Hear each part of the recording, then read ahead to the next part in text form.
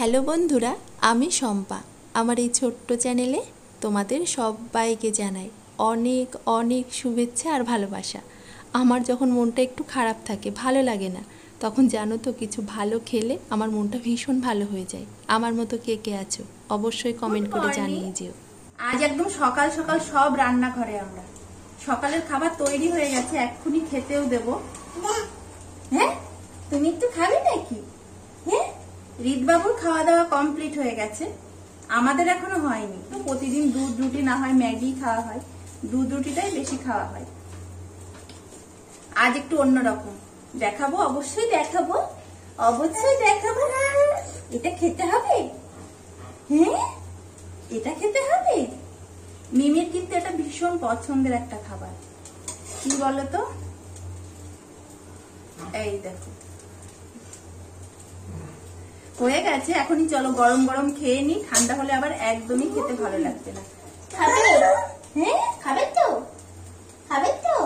মা চলে যাওয়ার পর থেকে না মনটা কেমন জানি ভালো নেই, মানে কোনো কাজেই মন বসছে না ঠিকভাবে। তাই বলে কোনো কাজ ফেলে রাখিনি, প্রতিটা কাজই করছি, তবে না কোনো কাজেই যেন ইচ্ছা হচ্ছে না করতে। তাই ভাবলাম একটু ভালো খেয়েই দেখি, তাহলে যদি মনটা ভালো হয়। সকাল সকাল একটু চাউমিন বানিয়ে নিলাম। ঘরে যদিও ওইসব গাজর ক্যাপসিকাম কিচ্ছুই ছিল না, তবে যেটুকু ছিল আলু পেঁয়াজ সেটা দিয়েই করে নিলাম। খেতে ভীষণ ভালো হয়েছিল। সকালের খাওয়াটা সেরে নিয়েই প্রতিদিনকার মতো মিমিকে খানিকক্ষণ পড়িয়ে নিলাম। তারপর হৃদের সাথে আমরা খেলা করছিলাম। মিমি তো এত খেলেছে জানো না, পুরো ঘেমেই চান করে গেছে। তাই ও আজ না সকাল সকালই চানটা করে নিল। আমি আবার ঘরটা গুছিয়ে নিলাম।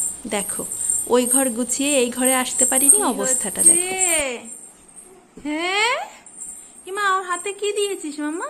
কি বাবা, দেখি দেখি বাবা, কি কিসের ছবি খাচ্ছ বাবা? এটা খেতে হয়।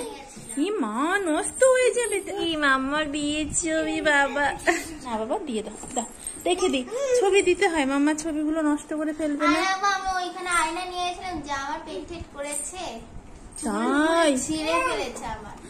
তুমি দিদির চুল ছিলে ফেলেছো?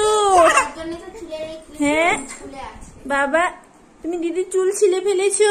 আয়নায় গেলাম। হ্যাঁ, না বাবা, ছবিটা নষ্ট হয়ে যাবে। না না না, ছবিটা নষ্ট হয়ে যাবে বাবা। তুমি দিদির চুল ছিঁড়ে ফেলেছো, ধর ছবিটা রেখে আসি। হৃদের অনেক খেলনার মধ্যে একটা পছন্দের খেলনা কি জানো? চামচ। জানো তো, ভীষণ ভালোবাসে। আচ্ছা, ভালো, দিদিকে দিয়ে আসো, যাও দিদিকে দাও। জলটা দে মামা, ওকে একটু জলটা দে। নিজে তো খাবেই, আবার আশেপাশে যারা যারা থাকবে সবাইকে খাইয়ে দেবে, চামচ বা যা খাক। কি হয়েছে? কি? ওই যে ওই ওই যে দিদি এসে গেছে। হয়েছে? শান্তি, খুশি?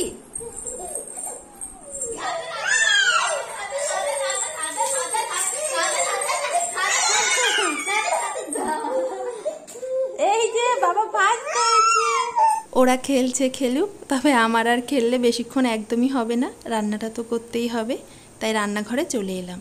আজ রান্না করব এই যে আর মাছ, তার সাথে লোটে মাছ। আর এই মাছ দুটো কিভাবে রান্না করলাম সেটা আমি শর্টে অবশ্যই তোমাদের সাথে শেয়ার করে নেব। লোটে মাছটা দেখেছো কি লোভনীয় না? আমার তো খেতে ভীষণ ভালো লাগে। আর বিয়ের পর এ বাড়িতে এসে আমার একমাত্র সঙ্গী ছিল জানো তো, আমার শাশুড়ি মা। মাও না লোটে মাছ খেতে ভীষণ ভালোবাসতো, তবে মা মারা যাওয়ার পর এখন আমার একমাত্র সঙ্গী হলো মিমি। মিমিও না লোটে মাছ খুব ভালোবাসে। আমি তো রান্নাঘরে গুছিয়ে নিচ্ছিলাম, আর রিতবাবু কত কাজ করেছে দেখলে তো সারাক্ষণ। আর কত কি যে ওর জন্য ওপরে উঠিয়ে রাখতে হবে, সত্যি আর জানা নেই। সব কিছু জানো না, ও যাতে হাতে না পাই উপরে উপরে উঠিয়ে রাখ, কোথাও থেকে খুঁজেই নেই। আর দেখলেই তো কি কি রান্না করলাম, রান্নাও হয়ে গেছে, ভীষণই টেস্টি রান্না। আমার আর মিমির তো একদম জমে যাবে, আমাদের ভীষণ প্রিয়, খেতে ভীষণ ভালো লাগে দুজনে। এখন এই যে রিতবাবুকে চান করিয়ে দেবো। হ্যাঁ, লোটে মাছ হয়ে গেছে। এটা কি হয়েছে রে কালো? কিছুই না। না ভাই খুঁজেছে নাকি? এখন শুধু শুধু খাবি? ভাত দিয়ে খাসি তো চলো মিমি আবার লোটে মাছ খাবে এখন। মিমি না লোটে মাছ, মাংস, তারপরে মাছ ভাজা এগুলো ভাতের সাথে কম, আর শুধু শুধু বাটি করে খেতেই বেশি ভালোবাসে। আর এই যে ঘরে রান্না হলেই না বারবার দেখতে আসবে কি রান্না হলো, কত দূর হলো। আমিও এরকম করতাম জানো তো, ছোটোবেলায় ভালো কিছু রান্না হলে না বারবার রান্নাঘরে ঘুরঘুর করতাম মার পাশে, কখন আমাকে বাটি করে দেবে। চলো আমিও মিমিকে একটু লোটে মাছ দিই, ও আনন্দ করে খা। আজ ভিডিওটা এখানেই শেষ করলাম, কাল আবারও ফিরে আসবো আরও একটা নতুন ভিডিও নিয়ে। সবাই ভালো থেকো আর অবশ্যই অনেক অনেক আনন্দ দিও। টাটা।